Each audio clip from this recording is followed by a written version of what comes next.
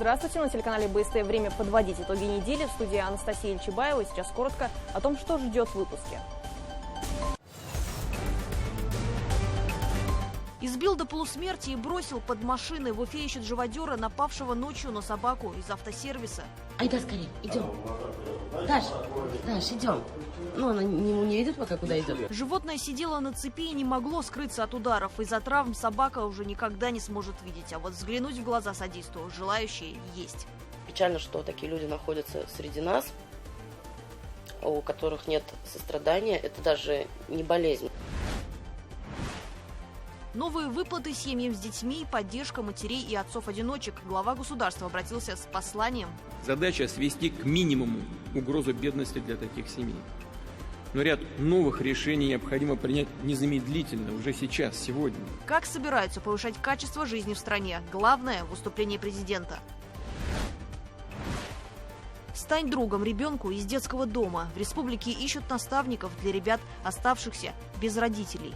Прям с первой встречи мы прям познакомились, поплакались, поняли, что мы очень похожи. Как поддержать ребят и стать официальным другом. Не в той ситуации, как учитель, а как действительно друг и опора. Мир покорен. В республике встретили 17-летнюю чемпионку по боксу.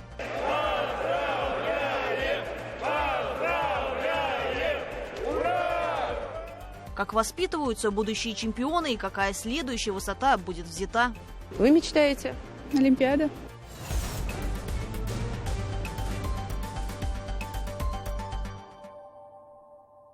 В Чешминском районе едва не обрушился подвесной мост. Около деревни Бочкаревка и села Черниговка за переправу зацепилось дерево. Из-за топляка начал собираться мусор, образовался затор, препятствующий течению реки. Конструкция могла обрушиться. На место выехали сотрудники МЧС. Бревно оказалось длиной около 10 метров. Спасателям пришлось сначала отпилить часть дерева, а оставшуюся половину уже отцеплять вручную.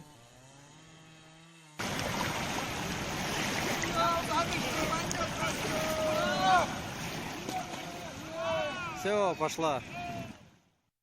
Из-за подъема воды в реке Дема центральная часть подвесного моста ушла под воду почти на полметра. Сейчас проход по мосту запрещен, выставлены ограничительные блоки. Подъездные пути к Бочкаревке и Черниговке имеются, сообщают в МЧС. Ситуация находится на контроле. Послание президента России Федеральному собранию стало главным политическим событием в стране на этой неделе. Владимир Путин объявил о приоритетах. Один из основных – поддержка семей. Большой блок коснулся и развития регионов. Они смогут воспользоваться дешевыми инфраструктурными бюджетными кредитами. Глава республики Радик Хабиров дал поручение проанализировать послание и принять необходимые меры. О наиболее важных тезисах и реакции на них в нашем материале. Гульгина Миниханова услышала в послании президента России Владимира Путина интересные тезисы и как учитель, и как многодетная мать. Говорит, порадовалась за коллег СУЗов, которые будут получать от государства надбавки к зарплате за классное руководство, но еще больше за российские семьи. Она воспитывает 1/4 сыновей и знает, что для всех родителей стали долгожданными слова о государственной поддержке школьников. В августе направят по 10 тысяч рублей на ученика. В последние годы очень многие просили именно средства, единовременные выплаты в преддверии нового учебного года, для того, чтобы можно было подготовить детей в школу. Потому что очень много средств уходит у нас именно в августе, когда мы готовим наших детишек в школу. Как сказал Владимир Путин, в России 28 миллионов семей получили выплаты на детей. Не потребовалось никаких справок и бумажек. Такой подход должен стать нормой на всех уровнях власти. Путин поручил с 1 июля этого года платить детям от 8 до 16 лет, растущим в неполных семьях, в среднем по 5650 рублей в месяц. Кроме того, президент предложил выплачивать беременным женщинам, которые оказались в сложных условиях, по 6350 рублей в месяц. Для матерей больничный должен оплачиваться в полном объеме. В прошлом году мы ввели выплаты на детей от 3 до 7 лет включительно. Их размер дифференцирован и в среднем по стране составляет от 5650 рублей до 11300 рублей в месяц. Поручаю правительству к 1 июля подготовить целостную систему мер поддержки семей с детьми. Задача свести к минимуму угрозу бедности для таких семей. Но ряд новых решений необходимо принять незамедлительно, уже сейчас, сегодня. Путин также объявил о том, что россияне не должны платить за подводку газа границам домохозяйств и поручил правительству совместно с регионами разработать план газификации страны. Работы по продлению трассы М-12 Москва-Казань до Екатеринбурга планируется завершить до 2024 года и пройдет магистраль через Башкортостан. В вузах откроют еще 45 тысяч бюджетных мест. Также Владимир Путин распорядился проанализировать ситуацию в экономике и принять меры, которые будут противостоять росту цен, способствовать увеличению объемов строительства. В церемонии принял участие и глава Башкортостана Ради Хабиров. Он дал поручение проанализировать все задачи и двигаться дальше. Было много, в общем-то, посылов для управленческих команд. Я в этой связи прошу уже наше правительство, Минфин, строительный блок, подумать уже, посмотреть, какие задачи. Дело в том, что принято решение президентом о формировании института инфраструктурных займов, очень удобных, длинных, дешевых денег, которые будут идти на проекты созидания. У нас такие проекты в республике уже есть, но необходимо срочно делать проекты и, соответственно, участвовать. Дешевые инфраструктурные проекты на срок до 15 лет по 3% годовых в первую очередь будут выдавать регионам с низкой долговой нагрузкой. Башкортостан как раз из таких. Это очень хорошая вещь. Мы с нашими бюджетами, нашими долговыми обязательствами, которых очень мало, мы очень мало имеем сегодня долговых обязательств, мы можем претендовать на эти кредиты, наверное, одним из лучшим состоянием. И эти кредиты нам очень нужны. Главное сейчас иметь готовые, или их готовить надо, проекты инфраструктурные. Это и может быть и транспорт, это может быть и сети, это может быть и мосты. В общем, там много чего. Поэтому, да, правительству и всем нам работы будет много. Все федеральные пособия и пенсии будут оформляться в режиме одного окна, без беготни по инстанциям. Это станет возможно с помощью социального казначейства, которое должно заработать в России с 2022 года. Как сказал президент, прямая обязанность выстроить работу поликлиник, детсадов и школ, центров занятости, исходя из повседневных потребностей семей, каждого человека. В стране создают новое качество жизни. Президент сказал, что в России будет создана целостная поддержка семей с детьми, которая исключит бедность в этих семьях. Вот это для нас самое главное. И мы надеемся, что это в итоге выльется в федеральные стандарты качества жизни, уровня жизни, где будут зафиксированы минимальные стандарты по доходам. Будет решаться проблема нехватки мест в наших общеобразовательных учебных учреждениях. 1300 появится новых школ, 16 тысяч школьных автобусов. И это очень большой остается проблемой для регионов, и практически мы вот эту проблему закрываем. И благодаря школьным автобусам получаем и поддержку отечественного автопрома, то есть такой синергетический эффект. Политологи считают, что в этом году послание президента России информативно и содержит конкретные и понятные задачи. Настолько большой объем был дан конкретных поручений, формулировка задач была поставлена, перспективы были обозначены не в формате того, вот хотелось бы, а в формате очень такого конкретного понимания, как это сделать. Послание последовательное, то есть вот то, что мы слышали в прошлом году, мы услышали то же самое в этом. То есть демография, поддержка семей с детьми, и то же самое мы услышали в этом. Каким образом будут улучшать, еще объявит. Владимир Путин поручил правительству России до 1 июля подготовить и представить новые инициативы социально-экономического развития России. Президент подчеркнул, будет сделано все для достижения поставленных целей. Екатерина Тимиряева, Роберт Давлетбердин. Итоги недели. Собака с закрытыми глазами на этой фотографии – та самая несчастная Даша, видео с избиением которой разлетелось в социальных сетях. Последнее, что она увидела в своей жизни – это замахивающегося на нее зверя. По-другому после просмотра ролика назвать нападавшего не получается. От полученных травм собака ослепла. Избитое животное обнаружили утром на дороге, куда живодер оттащил ее вместе с будкой. Если бы не камеры видеонаблюдения, то сотрудники автосервиса, где она жила, ни за что бы не догадались, что же с ней произошло. Нарочно такое не придумаешь. Видео с истязанием сейчас будет показано, так что особо впечатлительным лучше отойти от экранов. Она уже слепая, видишь, она не видит. Он от ударов по глазам попал палкой, по обоим.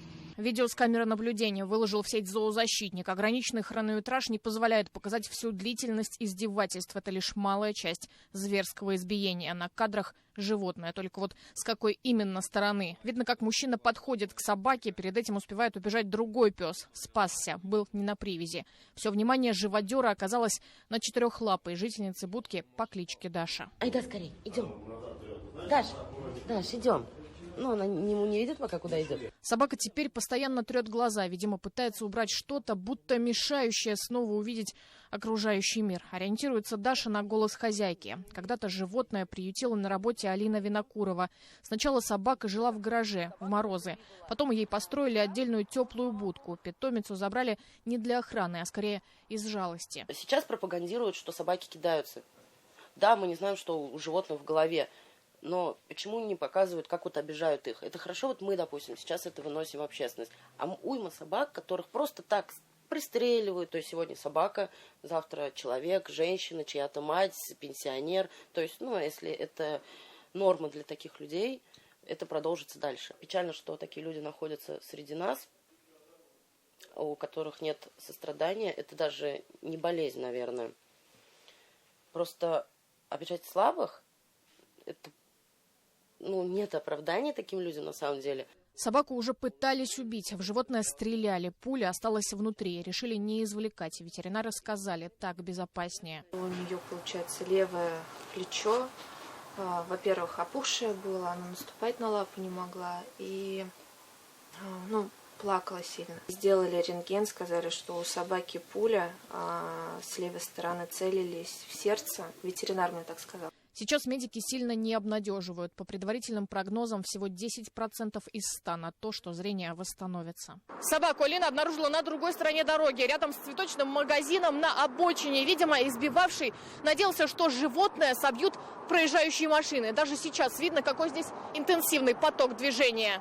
Собака была на цепи, привязана к тяжелому поддону. Будка далеко. Спрятаться ночью от дождя избитому животному было некуда. Я позвонила в 112, потому что я не знала, кому звонить. Я не знала, я взяла этот поддон.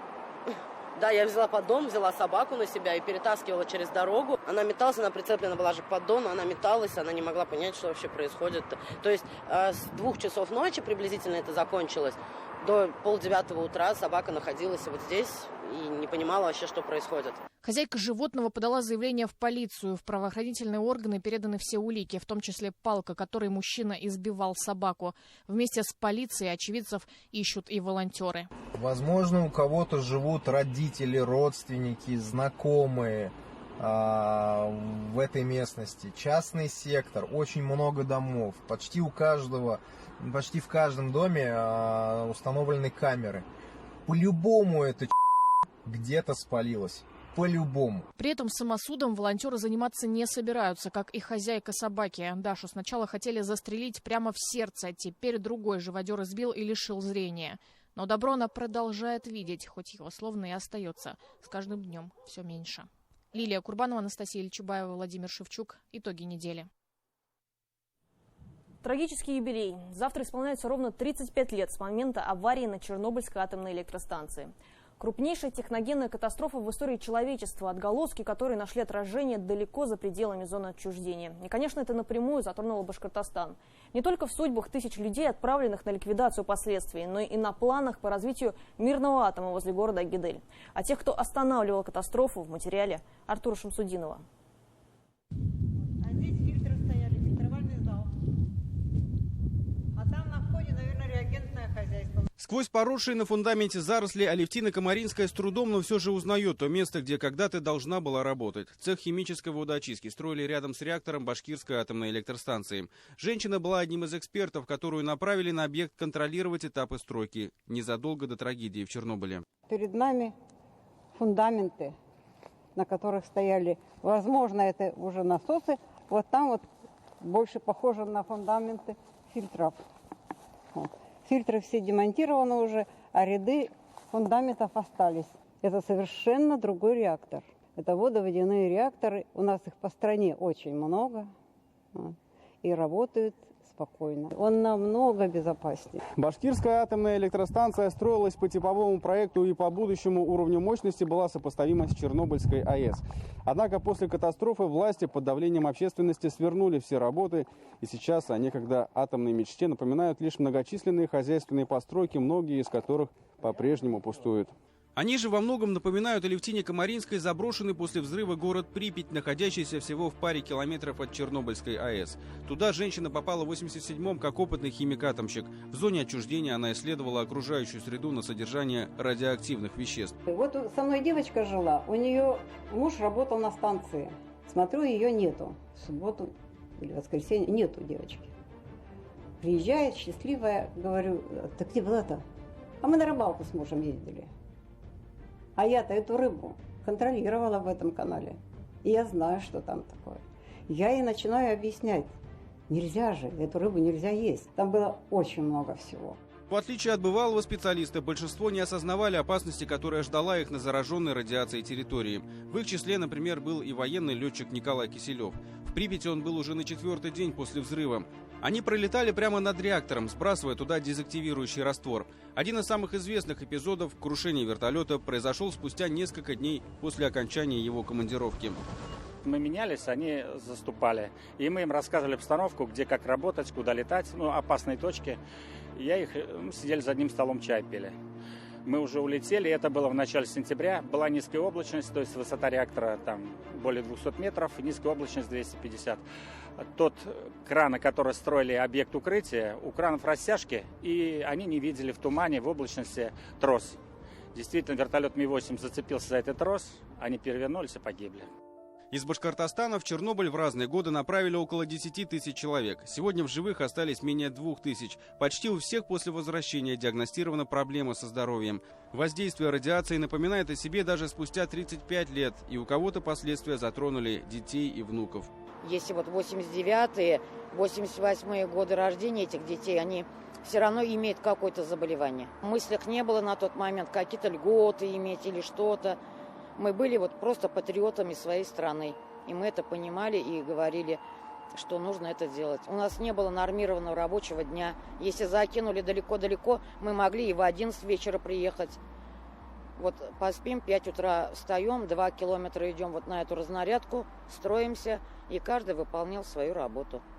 После взрыва на реакторе в атмосферу попало около 190 тонн радиоактивных веществ. Загрязнение территории затронуло несколько стран. Однако масштабы катастрофы могли быть еще страшнее, если бы не мужество и самоотверженность ликвидаторов, которые ценой своих жизней и здоровья спасли мир от глобальной катастрофы. Артур Шамсудинов, Шамиль Каримов, Артур Елаев и Мунир Вильданов. Итоги недели. За неделю региональный Минздрав подтвердил информацию о 18 погибших от COVID-19. 3 из них скончались за последние сутки. Зафиксировано 98 новых случаев коронавируса. Из них в тяжелом состоянии 30 на ИВЛ-4. Диагноз внебольничная пневмония был подставлен 128 заболевшим. В затяжные выходные Путин объявил дни с 1 по 10 мая нерабочими. Таким образом, он поддержал предложение, с которым ранее выступил в Роспотребнадзоре. Ведомство попросило главу государства сделать 4 дня между праздниками нерабочими, дабы предотвратить распространение коронавируса. А учитывая, что в Башкортостане намечается празднование Уразы-Байрама, то жители республики будут отдыхать еще и 13 числа. Чем еще запомнилась уходящая неделя, расскажет мой коллега Руслан Батаргареев. Новости короткой строкой. Страшная трагедия произошла в Ишимбае. 4 человек погибли при пожаре в частном доме. Это отец, 2 его детей и их тетя. Мама в момент трагедии была на работе. Несмотря на то, что в доме был установлен пожарный извещатель, жертв не удалось избежать. По предварительной информации, причиной возгорания могла стать неисправная электропроводка. Следователи возбудили уголовное дело. В Уфимском районе ушел под воду экскаватор, 2 человека погибли. Трагедия произошла на карьере близ села Алексеевка. 47-летний бригадир машинистов и 38-летний главный механик занимались установкой труб для отвода талых вод в карьере. При перемещении тяжелой техники произошло обрушение грунтовой насыпной дороги. Экскаватор провалился в водоем. 2 работников не смогли выбраться из кабины и утонули. Возбуждено уголовное дело. Следственный комитет и прокуратура проводят проверку.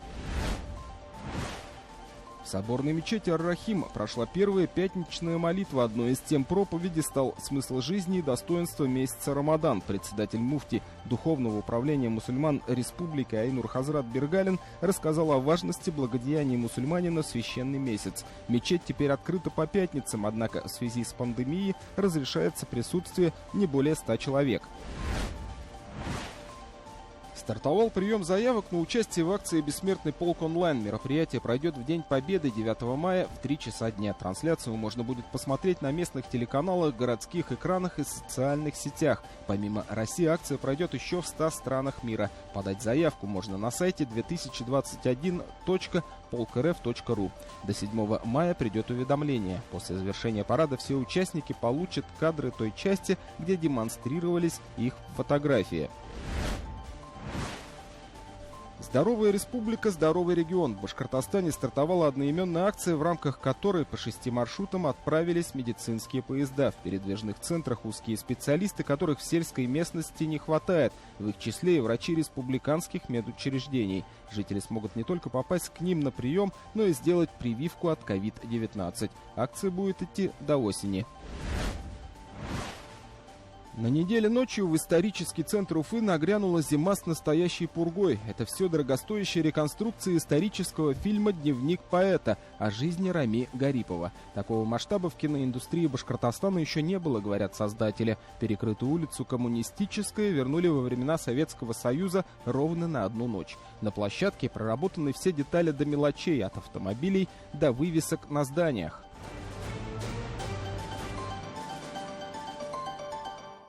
В Башкортостане ищут наставников для воспитанников детских домов. Статистика такова, что чаще в семьи забирают малышей, а подростков почти никогда. Но им тоже нужен взрослый человек, который поможет советом, выслушает и даже станет почти братом или сестрой. Что нужно для того, чтобы изменить жизнь ребенка, расскажет Эмиль Басареев. Жизненные планы у Вадима такие же последовательные, как и правила игры в дженгу. Только достичь их школьник планирует без потерь. Мальчик мечтает погрузиться в мир киберспорта и проводить стримы. Это уже в ближайшем будущем. После твердо решил – откроет свой бизнес. На пути к достижению целей, какой следующий шаг правильнее, Вадим всегда советуется со своим наставником. Это взрослый человек, который становится другом или старшим братом или сестрой для ребенка из детского дома. Наставники, они... В первую очередь, в моем понимании, они думают, допустим, надо ухаживать за ним, следить, помогать ему. А когда это уже все наяву происходит, мне кажется, наставник, он сам становится тебе другом и разговаривает на твоем языке, обсуждает то, что действительно тебе важно. Не в той ситуации, как учитель, а как действительно друг и опора. А что я тебя так люблю? А что тебе важно? Это в первую очередь понимание. Подопечных из детдома наставники называют младшими, как будто братьев и сестер. У Алины и Тани почти так и получилось. В маленькой девочке уже взрослая девушка нашла словно свое отражение. Прям с первой встречи мы прям познакомились, поплакались, поняли, что мы очень похожи. Самый... Наверное, такой трогательный был момент, у меня даже голос задрожал, когда я увидела у Тани в телефоне, по-моему, на вторую встречу, как я подписана, там было написано «Солнышко». Суть именно в том, что наставник – это не родитель или воспитатель, не сверху вниз, а рядом. Это друг, но с жизненным опытом. Прохождение тренингов ни к чему не обязывает. Это такая просветительская деятельность. Мы приглашаем, мы хотим, чтобы как можно больше людей знало, что дети, проживающие в детском доме, это такие же обычные дети. Просто они живут не в семье, а у них такая большая семья, где много-много других детей. У них, к сожалению, нет своего такого взрослого. Потому что воспитатель, он на всех, и поэтому наставник может стать этим единственным, только для него взрослым. Наставников ищут по всей республике. Например, особенно их не хватает в Учелинском районе. Недостаток и в Уфе. Леша Муратов тоже мечтает о старшем друге. Чтобы пришел со школы, что-нибудь не то это сделал, чтобы поговорить можно было, чтобы еще что-нибудь вот так вот. Для того, чтобы стать наставником, есть условия. Возраст от 24 лет, прохождение медицинской экспертизы и 2 тренингов. Этого достаточно, чтобы изменить чью-то жизнь. Эмиль Басареев, Лилия Курбанова, Булат Закирьянов. Итоги недели. Уфа. Главное участие в Сибае прошел ежегодный полумарафон, который собрал любителей бега со всей России. В зависимости от физической подготовки спортсмены могли выбрать одну из 3 дистанций – 2, 10 и 21 километр. К бегунам присоединились также звезды эстрады и кино. Азат Садреев расскажет, кто из участников оказался самым быстрым. 8-летняя Кира Овсянникова, пожалуй, самая юная участница сибайского полумарафона. К своему первому в жизни забегу готовилась серьезно, выбрав в качестве тренера родную сестру. На дистанцию в 2 километра они выйдут вместе. Как думаешь, за сколько пробежишь 2 километра? Не знаю, может за час или за 2 часа.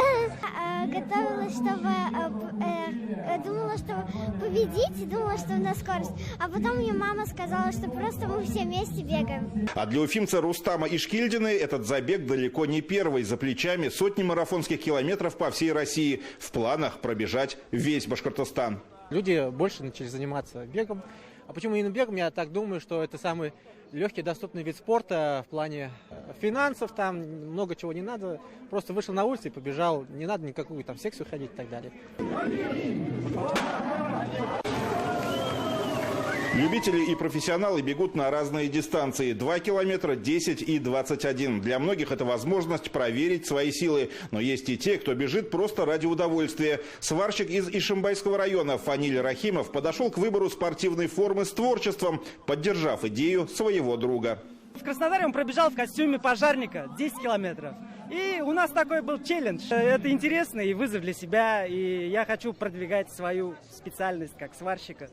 Показать, что это не уныло, а прикольно. Поддержали сибайский полумарафон известные певцы, спортсмены и киноактеры. Среди них заслуженный артист России Дмитрий Дюжев говорит, бег для него не просто спорт, а залог счастья и хорошего настроения. Это замечательно, что на старте есть и дети, есть и старшего поколения. Во время спорта выделяются определенные эндорфины, которые повышают наше настроение, желание делать добрые поступки, желание любить вокруг себя этот мир и стремиться делать его лучше.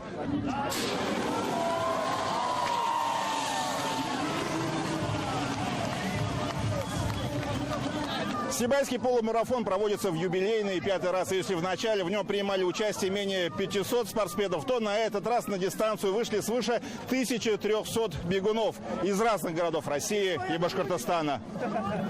Вместе с сибайцами полумарафон также пробежали премьер-министр республиканского правительства Андрей Назаров, руководитель администрации главы Башкортостана Александр Сидякин, члены регионального Кабмина и администрации столицы Башкирского Зауралья.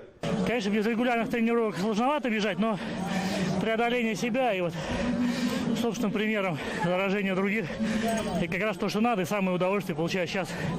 Уже после финиша, что не позволил себе пешком пройти какую-то часть дистанции. В общем, на мой взгляд, это очень важное достижение. Сибайский полумарафон стал брендом не только Зауралья, но всего Башкортостана. О нем знают далеко за пределами республики и приезжают сюда проверить свои силы. Ну, вообще, соревнования, как всегда, на высшем уровне. С 2017 года сюда приезжаю, бегу. Вот. Побеждали до этого? Нет, был второй, был 4-й, а сейчас опять 2-й. Ну, ничего, мне нравится, в принципе, состав участников, хорошая конкуренция, ну и трасса сама по себе ровная, гладкая. Вообще была как контрольная тренировка. Тренер сказал выбежать в 38 минут, я выбежала. Молодец. В первую очередь, конечно, популяризацию спорта, массовости и здоровый образ жизни. Таким ребятам молодым дает почувствовать уверенность в себе и проявить себя. Проявила. Ты первая?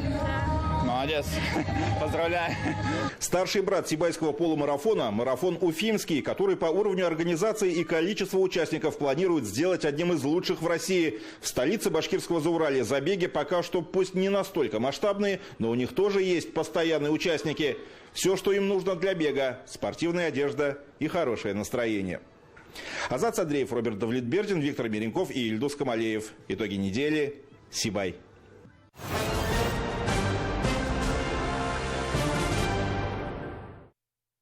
республику вернулась победительница первенства мира по боксу среди юниорок. Азалия Аминева, 17-летняя спортсменка из города Октябрьского, стала обладательницей золотой медали в весе до 64 килограммов. В ноябре прошлого года она выиграла первенство Европы, в феврале российские соревнования. И вот теперь покорен турнир мирового уровня. В Уфимском аэропорту спортсменку встречали представители Федерации бокса республики, школы имени Николая Валуева, администрация города Октябрьского и наша съемочная группа. Секрет успеха у Азалии Аминевой узнала Роза Хабибуллина.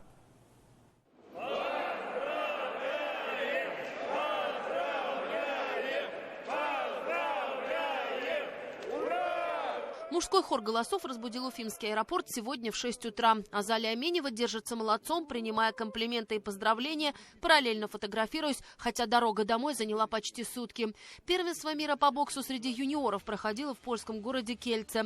Добавьте к этому строгие условия проведения соревнований в современных реалиях, когда нужно четко сдавать анализы на коронавирусную инфекцию, постоянно ходить в маске и соблюдать практически один маршрут – гостиница, спорткомплексы, обратно. Но, кажется, спортсмены уже привыкли к таким условиям. Не впервые так. На первенстве Европы было первый раз столкнулась с такими режимами. Если честно, для меня так удобнее. То есть знаешь определенное время, за сколько прийти, лишний народ как бы не отвлекает, шумихи нету. И друзья поддерживают через интернет. Победное выступление на первенстве Европы осенью прошлого года добавило солидный багаж опыта. Азалия Аминева уже знает самую принципиальную соперницу в своем весе до 64 килограммов. Marina Stoiko, and his opponent, representing Russia in blue corner, Azalia Amineva. После уверенной победы над Мариной Стойко из Украины со счетом 5-0, казалось, золото мирового первенства уже точно не уйдет. Одну полячку не знала только. Самое сложное, считай, была украинка. Да, это был финал на Европе. А на мире мы с ней встретились в четвертьфинале. И как сложился поединок? Ну, у нее, видимо, осадок какой-то остался, уж хотела там 1-1, чтобы было. Но как бы я сильнее оказалась.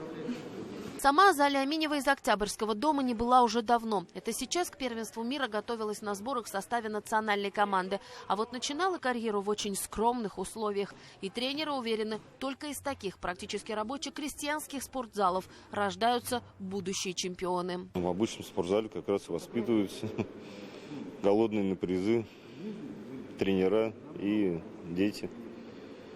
И добиваемся своего. От имени Президиума Федерации бокса наградить почетным знаком тренера Савкина Александра Васильевича. Поздравляю. Благодарю. Красивый серебряный знак. Вот удостоверение. Все, благодарю. Первенство Европы и мира покорены. Такой подарок своему совершеннолетию сделала себе Азалия Аминева. Скоро предстоит переход в возрастную категорию постарше. Работа в этом направлении ведется. А если рассуждать уже совсем глобально? Вы мечтаете? Олимпиада. Вопросов больше нет. Роза Хабибуллина, Шамиль Каримов. Итоги недели. Футбольный клуб «Уфа» на домашнем поле проиграл Сочи. Команда Алексея Стукалова к 15-й минуте уступала со счетом 0-2. Однако башкирский коллектив сумел собраться. В первом тайме один мяч отквитал Вячеслав Кротов, забив головой. В конце первого отрезка игры капитан гостей Ибрагим Цаллагов получил красную карточку. Весь второй тайм Уфа атаковала и за 12 минут до конца основного времени игры сравняла счет. Гол забил Тимур Джамалединов. И все же Сочи смог вырвать победу. На последних минутах пенальти реализовал Кристиан Нобоа. Уфа продолжает занимать 14-ю строчку в таблице РПЛ с 20 очками. До конца чемпионата осталось 3 игры. Подробности футбольной жизни республики расскажем завтра в нашей специальной программе по футболям в 18 часов. Надо забивать свои моменты, использовать это преимущество. В принципе, сравняли и надо было дожимать. Не дожали, обидное поражение очень для нас. Разберем игру завтра, наверное. Тренер укажет на ошибки. И будем готовиться к ЦСКА, надо забирать очки. На этом все, я с вами прощаюсь. Оставайтесь на телеканале БСТ. Всего доброго.